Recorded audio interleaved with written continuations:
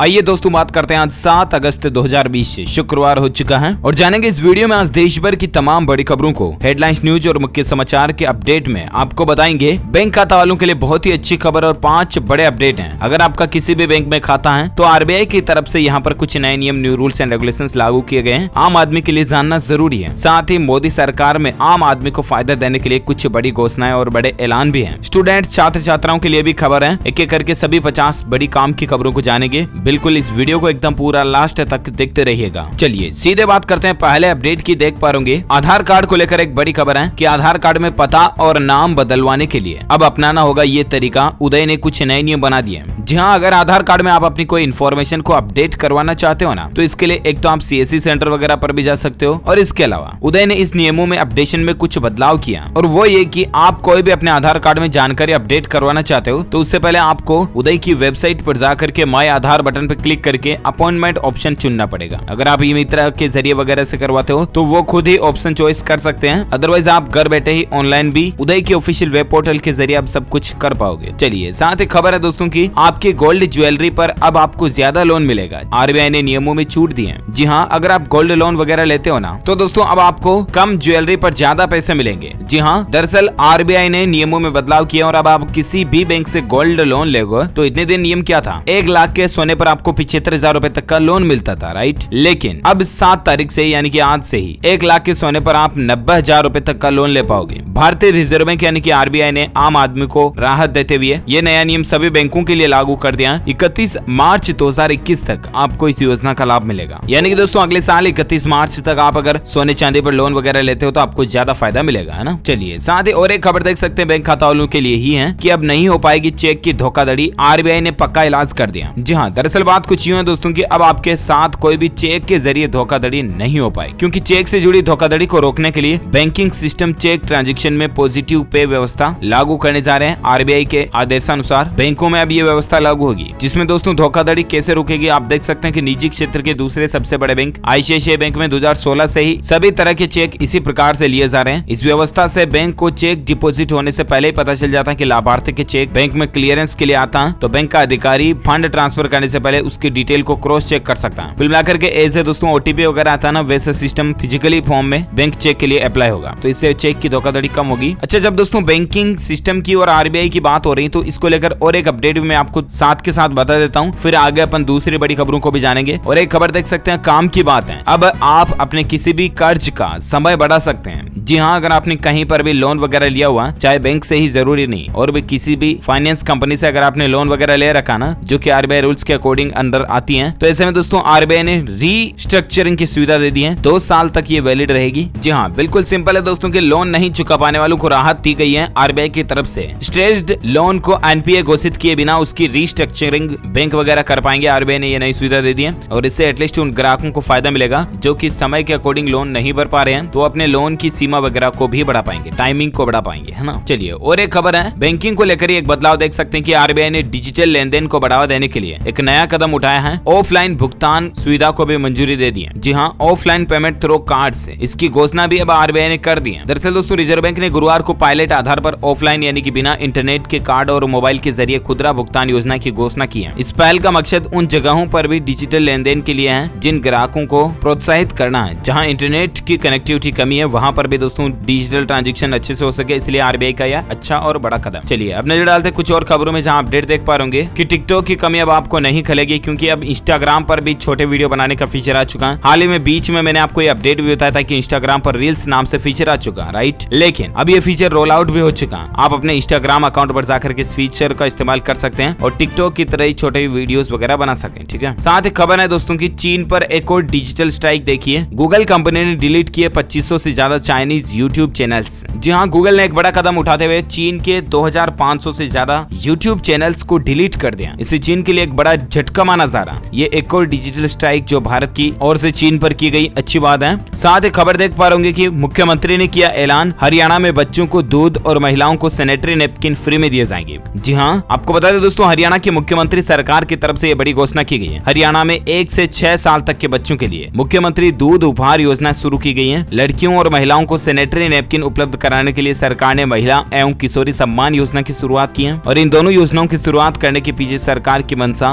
कुपोषण को दूर करना तथा स्वच्छता को बढ़ावा देने की है। तो ये वाकई में हरियाणा के मुख्यमंत्री मनोहर लाल जी की तरफ से बहुत ही अच्छी योजना निकाली गई है। हरियाणा राज्य के इन कैटेगरी के सभी लोगों को इसका फायदा मिलेगा, है ना। चलिए साथ ही खबर है कि अब ऑनलाइन कैंसिल करा सकते हैं बीमा पॉलिसी। इरडा ने इसको लेकर भी कुछ नए नियम जारी किए हैं। जी हाँ, अगर आप अपनी कोई बीमा पॉलिसी लिए हुए हैं दोस्तों और अगर उसको कैंसिल कराना चाहते हैं ना, तो अब आपको अपनी पॉलिसी के कंपनी के ऑफिस में जाने की जरूरत नहीं है। अब आप घर बैठे ही ऑनलाइन ही अपनी किसी भी पॉलिसी को कैंसिल कर सकते हैं। इरडा ने यानी कि बीमा विनियामक प्राधिकरण ने सभी बीमा कंपनियों के लिए ये रूल्स लागू कर दिया। अच्छी बात है। साथ ही खबर देख पा रहे कि अब छात्रों की तरह अफसरों का भी बनेगा report card. Work performance indicator के तहत मिलेंगे अंक। जी हाँ दोस्तों, उत्तर प्रदेश राज्य में प्रशासन बेसिक शिक्षा विभाग की तरफ से ये नया नियम बनाया गया है कि अब छात्रों की तरह अधिकारियों का भी एक रिपोर्ट कार्ड तैयार होगा, जिसमें मतलब कि वर्क परफॉर्मेंस इंडिकेटर इसका नाम दिया गया और पता चलेगा कि आखिर टीचर्स आज आए, क्या क्या पढ़ाया क्या नहीं वगैरह वगैरह। तो ये जानकारी भी अब टीचर्स के रिपोर्ट कार्ड में रहेगी। तो ये एक बदलाव है। साथ ही खबर देख पा रहे मध्य प्रदेश सरकार की तरफ से भी ये फैसला लिया गया है। अब सिर्फ रविवार को लॉकडाउन रहेगा। जी हाँ, इतने दिन एमपी मध्य प्रदेश में रविवार और शनिवार यानी कि सप्ताह में लास्ट के 2 दिनों में लॉकडाउन रहता था, राइट। लेकिन अब शनिवार रविवार नहीं बल्कि केवल रविवार को ही लॉकडाउन रहेगा। ये मध्य प्रदेश के गृह मंत्री नरोत्तम मिश्रा की तरफ से बात की जानकारी दी गई है। इसके अलावा नाइट कर्फ्यू को भी खत्म कर दिया गया है, जो कि पहले रात 8 बजे तक बाजार खुले रह सकते थे, उसके बाद अब रात 10 बजे तक बाजार खुले रह सकेंगे। और नाइट कर्फ्यू भी रात 10 बजे से लेकर सुबह 5 बजे तक रहेगा। ये 2 घंटे की एक्स्ट्रा छूट दी गई है। चलिए साथ ही अगली खबर है, अयोध्या में राम मंदिर निर्माण के शुरू होने से पहले ट्रस्ट को अब तक 41 करोड़ रुपए दान में मिल चुके हैं। जी हाँ, जरा देखिए दोस्तों, लोगों में श्री राम के प्रति आस्था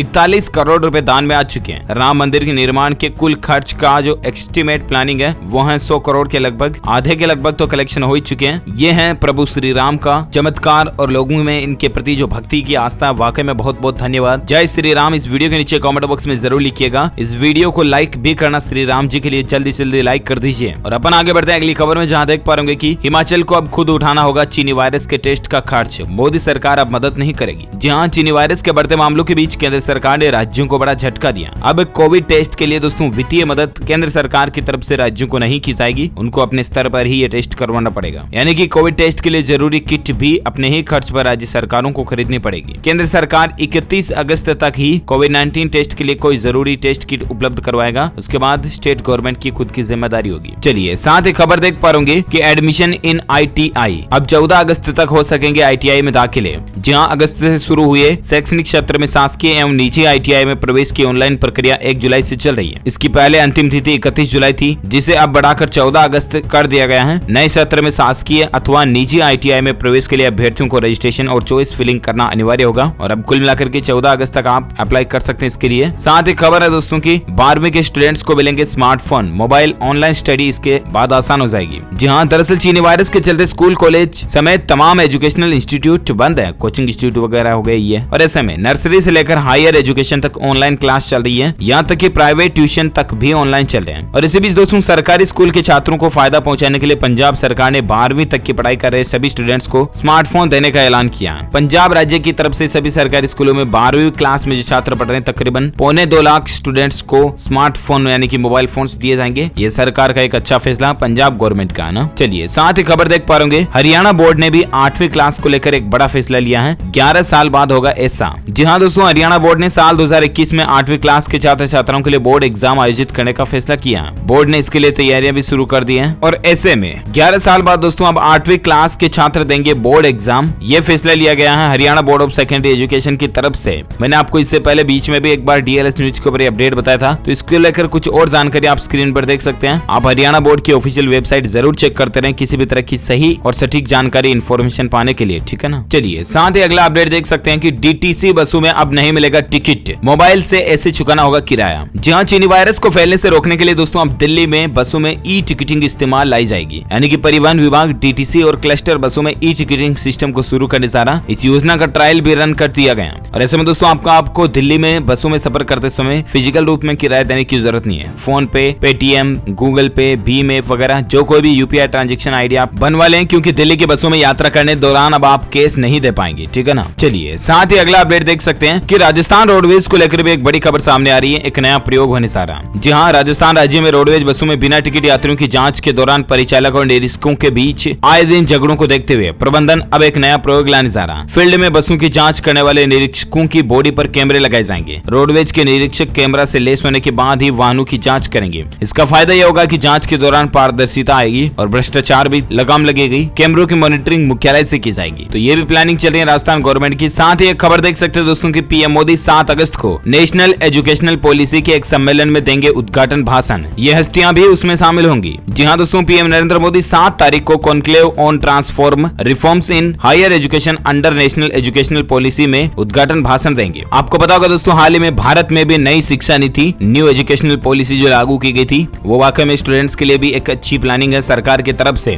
और इसी बीच देखते हैं आज नरेंद्र मोदी इस संबोधन में भी क्या बड़ी घोषणा या बड़े ऐलान जो कुछ भी करते हैं, मैं आपको डीएलएस न्यूज के ऊपर जरूर बता दूंगा। आप मुझसे जुड़े रहेगा, इसके लिए चैनल को सब्सक्राइब करके बेल आइकन जरूर दबाए रखिएगा, है ना। आइए मैं आपको फटाफट से बता देता हूँ अगली खबरों के बारे में, जहां अपडेट देख पा रहे होंगे। सुशांत सिंह राजपूत केस को लेकर खबर है दोस्तों की सीबीआई ने रिया चक्रवर्ती समेत 6 के खिलाफ केस दर्ज कर लिया। जांच के लिए एसआईटी का जिम्मा गुजरात कैडर के आईपीएस को सौंपा गया है। और ऐसे में दोस्तों अब सीबीआई जांच जो सुशांत केस को लेकर चालू हो चुकी है। आपको पता होगा कल ही सरकार ने आदेश दे दिए थे। देखते हैं सीबीआई जांच में क्या नई बात सामने आती है, मैं आपको बताऊंगा। फिलहाल अब अगली खबर में कुछ चीनी वायरस को लेकर अपडेट देख पा रहे होंगे लॉकडाउन संबंधित, कि अब नहीं बढ़ाया जाएगा लॉकडाउन, लेकिन कलेक्टर हालात के मुताबिक फैसला ले सकते हैं। जी हाँ, ये कहना है छत्तीसगढ़ राज्य सरकार की तरफ से कि उनकी तरफ से अब स्टेट गवर्नमेंट की तरफ से लॉकडाउन को बढ़ाने को लेकर कोई प्लानिंग नहीं है। लेकिन छत्तीसगढ़ राज्य में अगर किसी जिले में कोई दिक्कत है तो जिला कलेक्टर वगैरह ये अपने लेवल पर पर्सनली लॉकडाउन लागू कर सकते हैं, ठीक है ना। चलिए साथ ही और एक खबर देख सकते हैं कि देश में चीनी वायरस की रफ्तार सबसे तेज देखने को मिली है। भारत में दोस्तों 21 दिन में संक्रमितों का आंकड़ा 10 से 20 लाख है, यानी कि तकरीबन डबल हुआ। जबकि अमेरिका में 41 ही रहा और ब्राजील में 27 दिन में ऐसा हुआ। अब जरा सोचिए आप, भारत में 21 दिन में डबल हुए मामले, अमेरिका में 41 दिन लगे और ब्राजील में 27 दिन लगे। तो यानी कि भारत की भी सिचुएशन काफी क्रिटिकल चल रही है। हमें अब और भी ज्यादा सावधानी रखनी चाहिए। चलिए वहीं भारत में दोस्तों पिछले 24 घंटों के दौरान आंकड़ों की अगर बात करें ना, तो 24 घंटों में सबसे ज्यादा भयंकर रिकॉर्ड तोड़ बढ़ोतरी नए मामले देखे गए हैं, 62,000 से भी ज्यादा। और उसके बाद कुल संक्रमित लोगों की संख्या 20,25,000 से भी ज्यादा हो चुकी है, जिसमें से 6,05,000 एक्टिव केस चल रहे हैं, जबकि 13,77,000 से ज्यादा लोग ठीक हो चुके हैं। वहीं दोस्तों इस महामारी के चलते भारत में टोटल जान जाने वाले लोगों की संख्या 41,638 तक पहुंच चुकी है। तो ये रही चीनी वायरस के ताजा आंकड़े, राइट। और आइए अब नजर डालते हैं आज के ताजा मौसम समाचार वेदर न्यूज अलर्ट को लेकर कुछ खबरें आप देख पा रहे कि दोस्तों संपूर्ण भारत के 7 अगस्त 2020 के मौसम पूर्वानुमान की अगर बात करें ना, तो किन किन राज्यों में भारी बारिश की चेतावनी मैं आपको बताऊंगा। लेकिन इससे पहले एक खबर देख सकते हैं कि उत्तर प्रदेश में अब 17 जिले बाढ़ से प्रभावित हैं। 446 गांवों का सड़कों से संपर्क टूट चुका है। कई स्थानों पर पानी खतरे के निशान से अभी भी ऊपर बह रहा है। हालात दोस्तों उत्तर प्रदेश में भी अब बहुत ज्यादा गंभीर हो रहे हैं। पहले बिहार और असम में चल रहे थे, वहां पर भी अभी चल रहे हैं, लेकिन यूपी में भी अब कम नहीं है।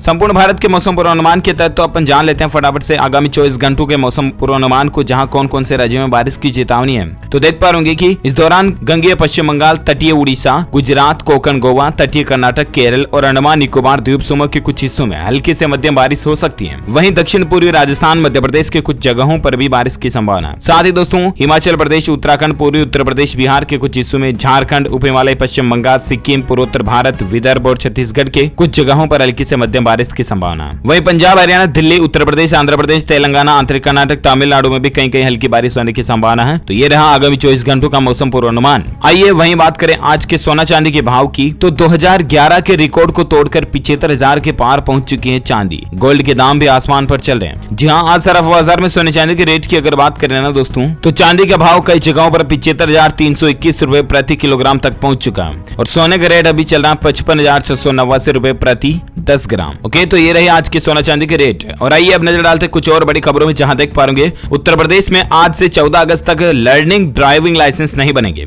इस वजह से यह फैसला लिया गया। आखिर क्यों? तो दरअसल आपको बता दें कि 14 अगस्त यानी कि तकरीबन मान लीजिए आप 15 अगस्त से पहले आप उत्तर प्रदेश में लर्निंग ड्राइविंग लाइसेंस नहीं बना पाओगे। जिन आवेदकों ने टाइम स्लॉट मिला था वह भी निरस्त कर दिया गया। तो ये प्रशासन की तरफ से एक बड़ा फैसला लिया गया। साथ ही खबर देख पाओगे मध्य प्रदेश बोर्ड में 12th स्पेशल एग्जाम 2020 की तारीखें घोषित हो चुकी हैं। डेट शीट के लिए आप ये टेबल में तो देख ही सकते हैं। इसके अलावा भी मैं आपको रिकमेंड करूंगा दोस्तों कि मध्य प्रदेश के ऑफिशियल वेब पोर्टल जो है ना, ऑफिशियल बोर्ड की वेबसाइट, उस पर जाकर के जरूर आप चेक कर लीजिएगा, mpbse.nic.in पर, ठीक है। साथ ही खबर देख सकते हैं कि केंद्र सरकार ने बदला विश्व के सबसे ऊंचे सड़क मार्ग पर बन रहे अटल टनल का नाम। जी हाँ, हाल ही में दोस्तों 2-4 दिन पहले मैंने आपको एक खबर बताई थी डीएलएस न्यूज के ऊपर, अगर आपको याद हो तो, कि ये टनल वगैरह सरकार बनवा रही है। दुनिया की सबसे बड़ी टनलों में से एक है, राइट। लेकिन अब सरकार इसका नाम बदलने जा रही है। अटल टनल का नाम अब अटल रोहतांग टनल होगा, ठीक है ना। तो ये कुछ टेक्निकल नाम में बदलाव किया गया सरकार की तरफ से, ध्यान रखिएगा। का करंट अफेयर्स कॉम्पिटिटिव एग्जाम में पूछ लिए जाते हैं, पहले क्या नाम था, बदला क्या गया, वगैरह वगैरह, है ना। चलिए अगली खबर है, बेगमपुरा दून समेत 50 ट्रेनें नए टाइम टेबल के हिसाब से रूट में बदलेगी और चलेगी। रेलवे बोर्ड ने इसको लेकर फैसला किया है। सीधा मतलब ये दोस्तों कि अब अगर आप रेल यात्रा वगैरह करते हो तो इंडियन रेलवे की ऑफिशियल वेबसाइट के ऊपर कुछ ट्रेनों का शेड्यूल पहले से ही चेक कर लेना, है ना। साथ ही खबर है, बिहार बोर्ड का भी एक बड़ा फैसला है, 10वीं और 12वीं में फेल हो चुके छात्रों को ग्रेस मार्क्स देकर किया जाएगा पास। जी हाँ, अगर आप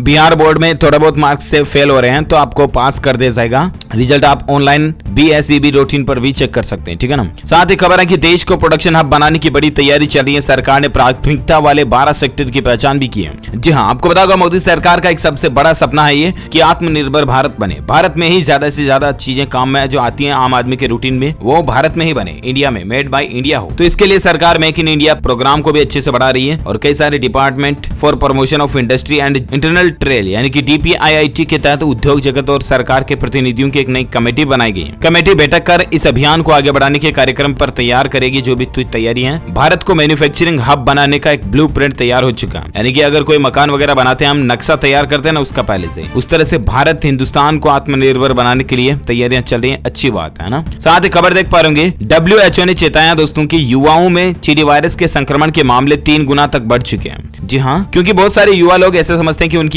इम्यूनिटी वगैरह जो है काफी अच्छी होती है, इसलिए युवाओं को चीनी वायरस नहीं होता, संक्रमित नहीं होता वगैरह वगैरह। तो इसको लेकर मैंने खबरें भी अपडेट डिटेल आपको आज दिन में बताई थी, राइट। और ऐसे में अब मैं आपको और एक बताना चाहूंगा कि दोस्तों बहुत सारे युवा सोचते हैं कि मेरे में इम्यूनिटी ज्यादा है, लेकिन WHO का अब ये कहना है कि सबसे ज्यादा खतरा युवाओं में भी दिख रहा है, संक्रमण के मामले बढ़ रहे हैं, इसलिए युवा प्लीज स्पेशल सावधान रहें, ठीक है ना। साथ ही खबर देख सकते हैं, केंद्र सरकार ने जारी की चीनी वायरस की इमरजेंसी पैकेज की दूसरी किस्त। स्वास्थ्य सेवाओं का बुनियादी ढांचा होगा मजबूत। जी हाँ, भारत सरकार ने कोविड-19 emergency response and health package के तहत राज्य सरकारों के लिए दूसरी किस्त जारी कर दी है। अच्छी बात है। साथ ही खबर देख पा रहे कि 10वीं पास युवाओं के लिए 3262 पदों पर बंपर भर्तियां जो निकली हैं, डाक विभाग ने उनके रजिस्ट्रेशन की लास्ट डेट को बढ़ा दिया। पहले 21 जुलाई 2020 तक पंजीकरण करना था, लेकिन इसको बढ़ाकर अब 12 अगस्त 2020 कर दिया। यानी कि डाक विभाग की जी 3200 पोस्टों की भर्ती, इसमें 12 अगस्त तक आप ऑनलाइन फॉर्म भर सकते हैं। मात्र 10वीं पास वगैरह ये स्टूडेंट्स भी अप्लाई कर सकते हैं इसके लिए, ठीक है ना, तो जरूर कीजिएगा। साथ ही खबर देख सकते हैं कि केंद्र सरकार के पेंशनरों को मिलेगी ये स्वास्थ्य सुविधा, इलाज और भुगतान का भी रहेगा प्रावधान। जी हाँ, केंद्र सरकार ने अपने पेंशनरों को स्वास्थ्य सुविधा मुहैया कराने की दिशा में एक बड़ा कदम उठाया है। बहुत सारे ऐसे पेंशन पाने वाले लोग जो है ना, वो अभी CGHS जैसी सुविधा के दायरे में नहीं है, या वे ऐसी जगह पर रहते हैं जहाँ CGHS सुविधा ही नहीं है। ऐसे पेंशन धारकों को तय मेडिकल भत्ता भी कंपनी की तरफ से दिया जाता है, ठीक है ना, तो आप चेक कीजिएगा जरूर। चलिए साथ ही खबर देख सकते हैं, IPL 2020 के लिए वीवो से आखिरकार करार कैंसिल हो चुका है। फैंस के आगे BCCI को आखिरकार झुकना ही पड़ा। और दोस्तों इस बार के लिए 1 साल के लिए IPL 2020 का टाइटल स्पॉन्सर जो है ना वो वीवो नहीं करेगा, ठीक है ना। साथ ही खबर देख सकते हैं, रामदेव की पतंजलि आयुर्वेद को झटका लगा है। मद्रास हाईकोर्ट ने 10 लाख रुपए का इन पर जुर्माना लगाया, सिर्फ इसलिए क्योंकि इन्होंने अपनी कोरोनिल दवा को ये बताकर बेचा कि ये कोरोना के इलाज के लिए काम आती है, और इसी वजह से पतंजलि कंपनी के ऊपर 10 लाख तक का जुर्माना लगा। साथ ही खबर देख सकते हैं, मध्य प्रदेश में खरगोन जिले के लेपा गांव में बनेगा अयोध्या जैसा राम मंदिर। 5 अगस्त को यहाँ पर भी भूमि पूजन हुआ था, और MP में भी यहाँ पर एक मंदिर वगैरह बनाए जाएंगे, तो वाकई में अच्छी बात है। श्री राम का जितना विस्तार हो रहा होना चाहिए। और एक खबर देख सकते हैं दोस्तों की, अयोध्या में भगवान राम के बाद उत्तराखंड में भी बनेगा सीता धाम, लक्ष्मण और जटायु का भी मंदिर बनेगा। तो ये भी सरकार की तरफ से एक अच्छा फैसला है, उत्तराखंड राज्य गवर्नमेंट की तरफ से भूमि पूजन को लेकर। साथ ही खबर देख पा रहे वैष्णो देवी यात्रा फिर से शुरू होने जा रही है। 16 अगस्त से मंदिर वगैरह खुल जाएंगे। श्राइन बोर्ड जल्द ही SOP भी इसके लिए जारी करेगा। चीनी वायरस के चलते 4.5 महीने से यह यात्रा बंद है, तो अभी ये फिर से शुरू हो जाएगी बहुत जल्द। साथ ही खबर देख सकते हैं, आज राष्ट्रीय हथकरघा दिवस है। यानी कि हथकरघा बोले तो हैंडमेड आइटम जो होते हैं ना, वो बनाने वालों का एक दिवस है। सरकार इस पर एक पोर्टल शुरू करने जा रही है और सोशल मीडिया पर प्रचार का अभियान भी चलाएगी। हथकरघा कलाकारी को आगे बूस्ट देने के लिए, बढ़ावा देने के लिए सरकार का ये अच्छा नया कदम है। साथ ही खबर देख सकते हैं कि देश में 50% स्टार्टअप के पास नहीं है फंड। पेटीएम की पेरेंट कंपनी 1.20 लाख करोड़ के साथ सबसे मूल्यवान स्टार्टअप बन चुका है। दूसरे और तीसरे नंबर पर बाइजू और ओयो है। जी हाँ दोस्तों, भारतीय स्टार्टअप की ये एनालिटिक्स भी आप स्क्रीन पर देख सकते हैं। चीनी वायरस की महामारी और लॉकडाउन की वजह से बाजार पूरे ठप पड़ चुके, बंदे हो चुके हैं, और इसी के चलते ये मसलियां और परेशानियां भी बनती दिखाई दे रही है ना। साथ ही खबर देख सकते हैं कि इंडियन रेलवे का पहला एयरपोर्ट जैसा रेलवे स्टेशन बनकर तैयार हो चुका है। हबीबगंज स्टेशन का 98% काम पूरा हो चुका है, और ये देखिए जरा कितना लग्जरी एयरपोर्ट की तरह रेलवे स्टेशन तैयार किया गया हमारी भारतीय रेलवे की तरफ से। अच्छी बात है, बहुत ही गौरव की बात है कि भारत में विकास हो रहा है। साथ ही खबर देख सकते हैं, भारतीय रेलवे शुरू कर रहा है मिशन 160, सिर्फ आधे दिन में पहुंच जाएंगे दिल्ली से मुंबई। जी हाँ दोस्तों, भारतीय रेलवे अब मिशन 160 में तेजी लाएगा। रेलवे की योजना है कि दिल्ली और मुंबई के बीच ट्रेन को 160 किलोमीटर प्रति घंटे की रफ्तार से चलाई जाए। फिलहाल ट्रेन की स्पीड 130 किलोमीटर प्रति घंटा रही है। देखते हैं दोस्तों आखिर कब तक इसकी और भी ज्यादा बेटर परफॉर्मेंस हमें देखने को मिलती है। मैं आपको बताता रहूंगा लाइव अपडेट आगे सब कुछ DLS न्यूज के ऊपर। इसी के साथ ही आज दिन भर की तमाम बड़ी खबरें, मुख्य समाचार का वीडियो यहीं फिनिश होता है। आप मुझे नीचे कमेंट करके जरूर बताना कि आप कौन से राज्य में रहते हैं, ताकि मैं पर्टिकुलर आपके स्टेट से संबंधित सरकार के नए अपडेट्स, नए नियम, नई स्कीम भी आपके मोबाइल तक पहुंचा पाऊंगा। आपके राज्य का नाम कमेंट बॉक्स में जरूर लिखिएगा। इस वीडियो को लाइक करना, ज्यादा से ज्यादा अपने दोस्तों के साथ फेसबुक और व्हाट्सएप पर शेयर भी करना। और हाँ, अगर आप DLS न्यूज चैनल पर पहली बार आए हैं तो चैनल को सब्सक्राइब करके बेल आइकॉन जरूर दबा देना, ताकि आपको रोजाना के ताजा अपडेट्स तुरंत आपके मोबाइल पर मिलते रहेंगे। Thank you, take care, good bye, जय हिंद, जय भारत, वंदे मातरम।